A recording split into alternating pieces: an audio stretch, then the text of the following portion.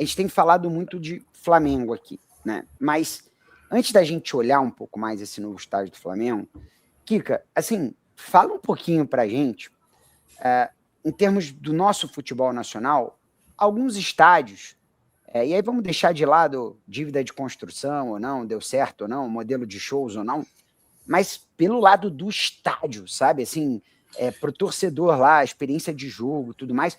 Fala um pouquinho de estádio que para você te chamam a atenção positiva, negativamente, clubes que souberam explorar isso, clubes que ainda têm muito potencial para explorar. Fica à vontade para traçar também sua visão como especialista sobre os estádios brasileiros. E aí, só um ponto para colar nessa pergunta, o Kika, desculpa. Cara, traz um pouco dessa visão de pertencimento que você trouxe, que acho que é muito legal. No seu discurso, foi que escutando, é muito legal. Como passa pela identidade, o pertencimento.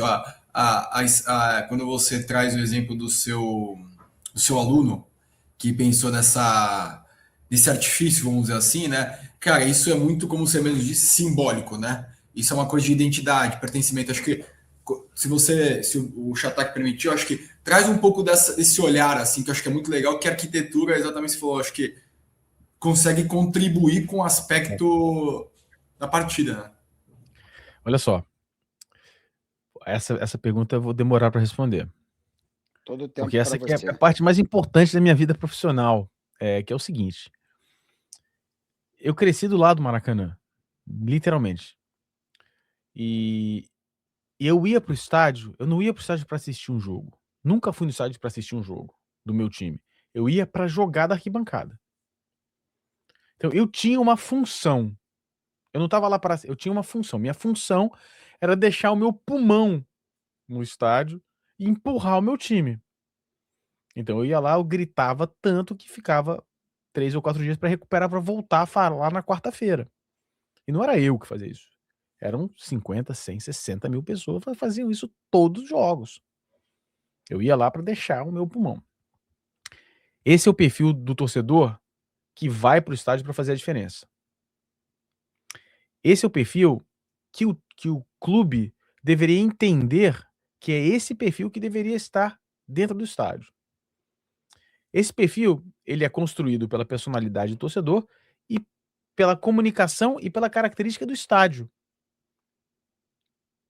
A proximidade que você tiver do campo, a capacidade de você entender o que a torcida está gritando, o comportamento das outras pessoas do seu lado vão fazer com que você tenha um comportamento mais ou menos proativo a favor do seu time. Quando nós falamos do som, o Maracanã tinha um impacto que era um negócio. Tinham 2 grandes impactos. O primeiro, quando você estava andando no anel, ou superior, ou anel de baixo, e a torcida começava a gritar. Primeiro, você via as bandas das arquibancadas se mexendo, e o som, quando você passava na porta dos acessos, nos acessos da arquibancada, você tinha um soco de som.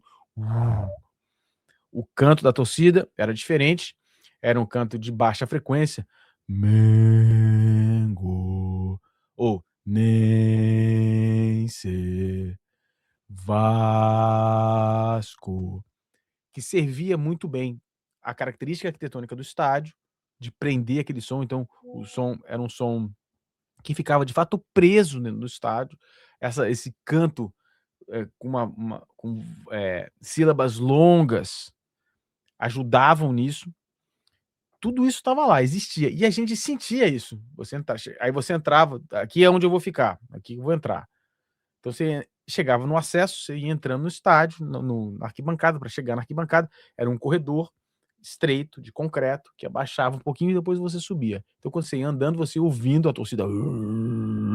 E aí você entrava e você tinha lá a relva verde, assim. À noite então era um espetáculo, um negócio inacreditável.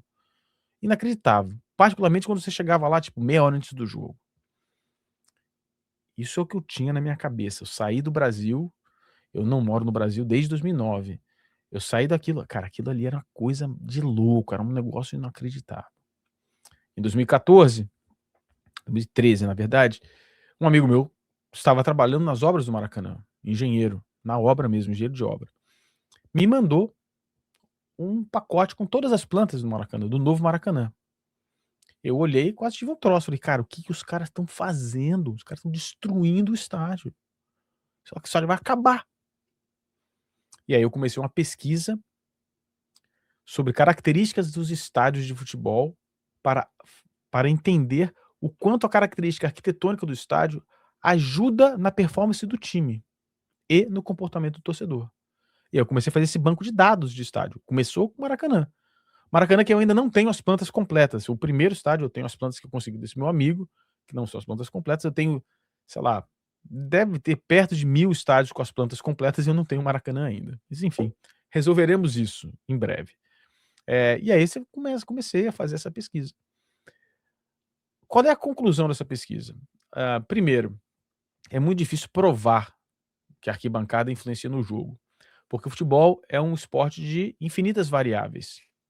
Então você chega à conclusão, olha só, um time que joga nesse estádio tem uma performance melhor do que um time que joga nesse outro estádio. Só que o time que joga nesse outro estádio, que, sei lá, tem 60% de aproveitamento, tem 1/4 da receita do time do outro estádio. Então, né, é muito, muito difícil fazer isso. Mas a gente sabe, por exemplo, a gente consegue medir o impacto da torcida no campo.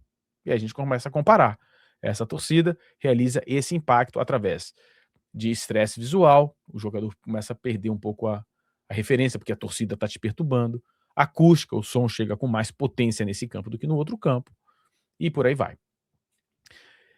Eu acredito piamente que o estádio tem que ser desenhado para o máximo de pressão, inclinação de arquibancada, distância para o gramado, acústica, projeto acústico forte, e que, com essas características, localizando as torcidas organizadas nas posições corretas do estádio, haverá um efeito disseminador e mais torcedores terão comportamentos mais expressivos dentro da arquibancada. Eu sou completamente crédulo que isso é um fato, tá? Como a gente faz para provar isso? Bom, a gente vai provando isso catalogando estádios e começando a fazer uma pesquisa quantitativa, medindo, e a gente fez isso por anos, todos esses fatos, acústica e etc. E depois qualitativa, falando com o jogador. Vem cá, como é que você sente jogar em La Bombonera? Como é que você compara jogar em La Bombonera ou no Maracanã novo? Aonde você se sente mais impactado? E aí os jogadores começam a falar o seguinte: bom, no Maracanã antigo, eu joguei no Maracanã e eu experimentei isso pessoalmente. Você não conseguia conversar durante o jogo no Maracanã antigo, não dava. No gramado, você não conseguia ouvir direito, uma coisa meio. Agora você vê os caras conversando normalmente, batendo papo. Você, no Maracanã antigo, você vê essa cena, isso aí você consegue, jogos antigos, o repórter com o microfone na mão fazendo entrevista com o jogador, o repórter tem que ir lá cochichar, falando no ouvido do cara. O que você achou do jogo, da posição do cara?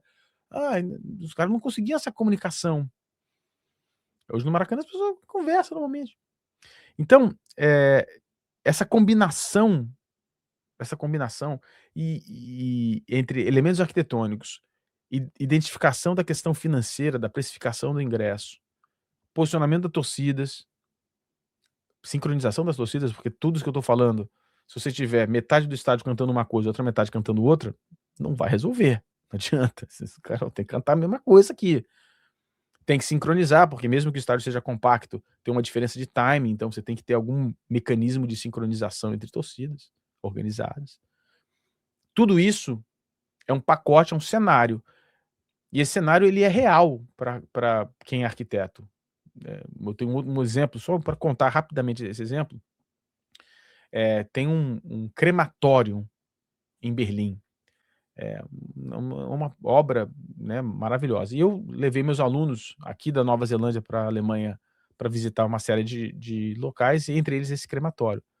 Não há nenhuma identificação de que seja um crematório. Nada. Não tem nada. Você entra, tem um parque e depois tem lá uma laje de concreto com os pilares. E eu sabia que era um crematório, já tinha estado lá, e os meninos, os alunos, levando bola de futebol, aquela zona, né, bebendo. Os caras entram no parque, os caras começam a ficar quietos, os caras entram no crematório, não tinha nada, não tinha uma cruz, não tinha nada.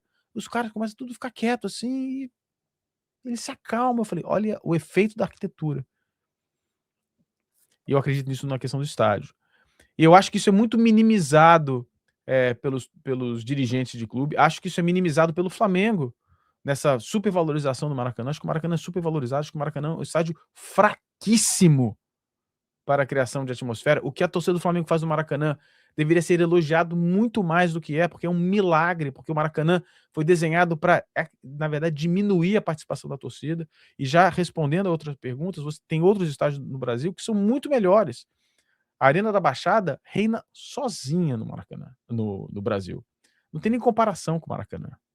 Nem comparação. Assim, a pressão. Se você pegasse a torcida do Flamengo e colocasse dentro da Arena da Baixada, ocupando o estádio inteiro, ia virar um inferno. Você tem, por exemplo, o Allianz Parque, é um estádio muito bom, mas não é excelente. Não é excelente pelo seguinte: o Parque Antártica, o estádio original, a arquibancada era tombada. Acho que o estádio inteiro era tombado. E houve uma negociação na aprovação da reforma, porque não é um projeto novo, é a reforma, para manutenção da arquibancada. Então, eu não sei, na verdade, não me lembro se você, quando vai ao estádio, quando você visita, se você vê a arquibancada antiga, mas eu tive lá com o gerente de operação alguns anos atrás e o cara me mostrou. A arquibancada antiga do Parque Antártica está lá ainda. Você olha assim, você vê a arquibancada onde fica atrás de um dos gols, que fica muito longe do campo. E ali tem um pênalti ali, porque ali, se fosse colado, como é do outro lado, seria muito mais forte. Você ia falar uma coisa, Marco?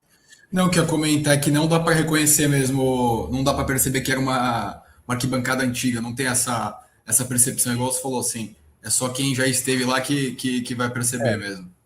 Que é ali atrás do gol.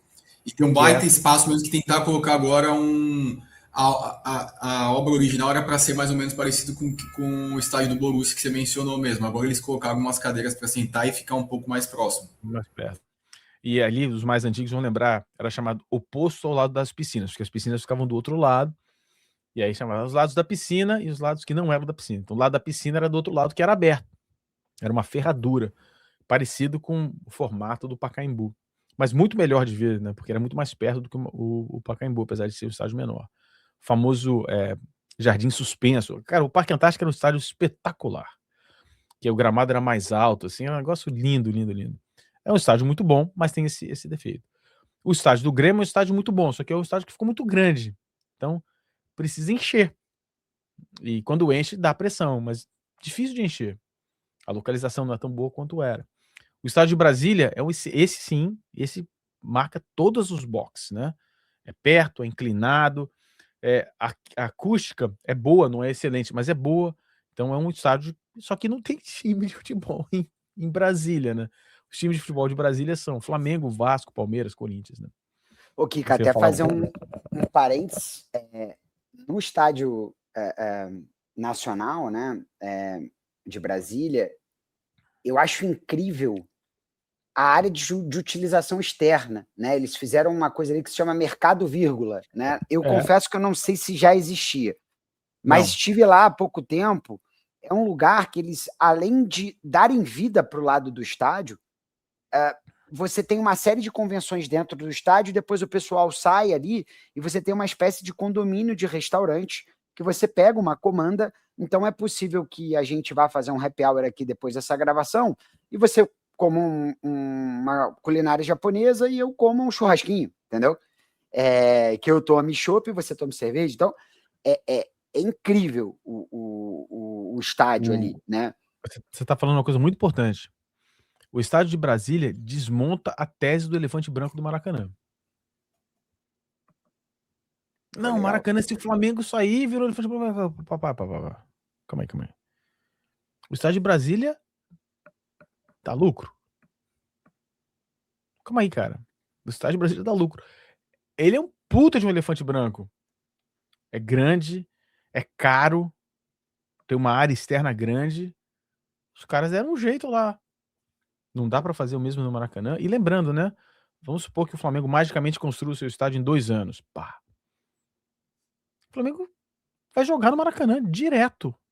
Uhum. Flamengo e Vasco, possivelmente seja no Maracanã. Ou Vasco e Flamengo, Ah, vai ter São Januário? Vai, mas se o Vasco estiver mandando, for jogar no Maracanã, vai ter 30 mil pessoas a mais, talvez valha a pena. Flamengo e Botafogo? Talvez. O Flamengo vai jogar direto no Maracanã. E aí, o Maracanã vai ser utilizado para outras coisas que não é só o futebol. Então, não acredito nessa do elefante branco, não, tá? Eu acho que o negócio vai ficar mais complicado, vai exigir um trabalho como foi feito nesse mercado vírgula em Brasília, mas eu acho que não acredito nisso, não. Nessa linha que você colocou, Chata, que o Coxa tem uma experiência parecida ali com o Sports Bar ali do lado, tem identidade, presença, recorrência, recente essa entrada lá. Acho que dialoga muito bem com o estádio, né, com o Couto Pereira ali na chegada um pouco antes. Talvez as pessoas não entram tanto antes no estádio porque estão no Coxa Sports Bar. E eu sinto um pouco nessa questão aí, puxando um pouco essa visão de identidade que eu tinha colado na pergunta.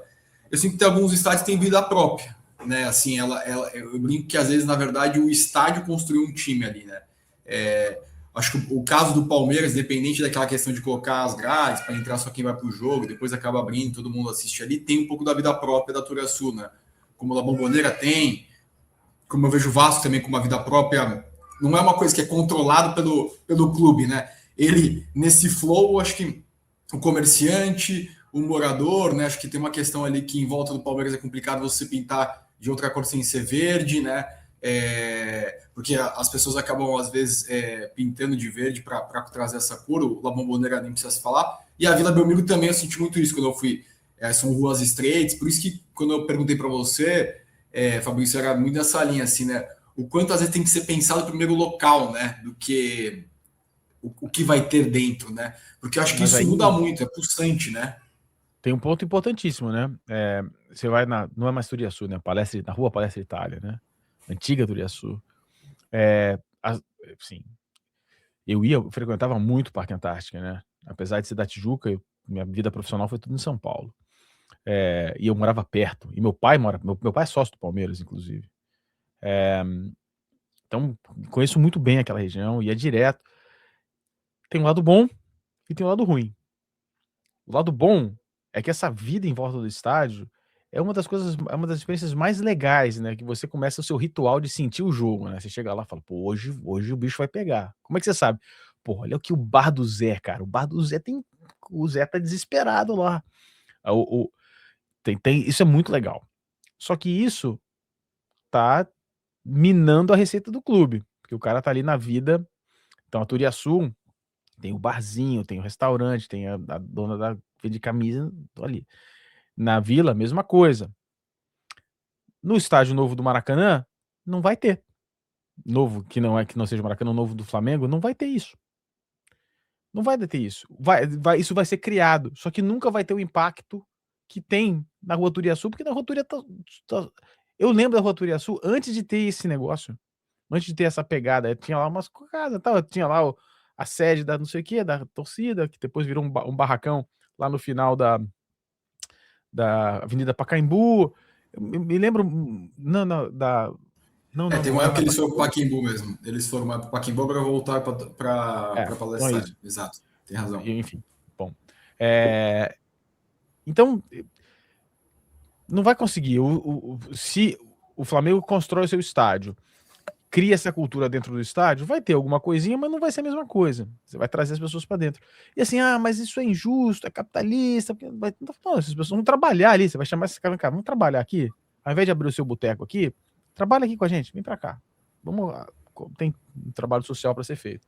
Agora, a construção dessa identidade, como você está dizendo, ela de fato acontece. Então, o Canindé era assim também. Também tinha isso no Canindé. Ele chegava lá e tinha os doces portugueses, né? Porque era muito legal. Porra, isso era demais. Galinhada, né? Tinha bastante. Galinhada. Entendeu? Essas coisas eram demais. E eu acho que são mais fortes em São Paulo do que eram no Rio. Porque, por exemplo, em Caio Martins, tinha lá os bares e tal, mas não era a mesma coisa. Na Laranjeiras não tinha nada, porque era um lugar super mais chique, né? Então, chegava lá, meu primo morava na Coelho Neto, que é em frente do estádio, não tinha isso. Na Gávea também não, no Leblon, né, cara? Não tinha. Em São Paulo era mais, né, mais forte. No Pacaembu, cara, a Charles Miller era um negócio espetacular. Espetacular. Chegada das torcidas, né? Bem legal. Chegada Você falou. Torcidas, cada uma de um lado. Isso é legal. era sensacional. Você, aí a sensação não era pelos barzinhos, não. Tinha muitos ambulantes na porta do Pacaembu, mas você ia andando na Avenida Pacaembu, né? Você ia andando pela Pacaembu, falava, opa, é hoje, né? Eu ia muito aos jogos no Pacaembu, um grande amigo meu corintiano que faleceu recentemente, e a gente ia todos os jogos do Corinthians possíveis, a gente ia, né? Então, a gente deixava o carro na casa da mãe dele, lá no final da Marquês de São Vicente, ia andando pela Avenida Pacaembu, cara, e a gente falava, é hoje! E ele falava assim, Kika, você tem que botar a camisa do Corinthians, mano, porra! Eu falei, não dá não, cara. Porra, meu, um dia você tem que vestir essa camisa aqui. Era muito legal. E você sabia que o jogo ia ser pegado pela chegada, enfim. Isso é construção da identidade mesmo, tem a ver, e as torcidas e o público se comportava de maneira diferente, mas quando chegava no Pacaembu, aí entrava no estádio, aí a cultura era trazida para dentro do estádio, né? O Pacaembu era um pouco mais neutro nesse aspecto, porque os bares todos eram tudo feitos por ambulantes na Praça Charles Miller.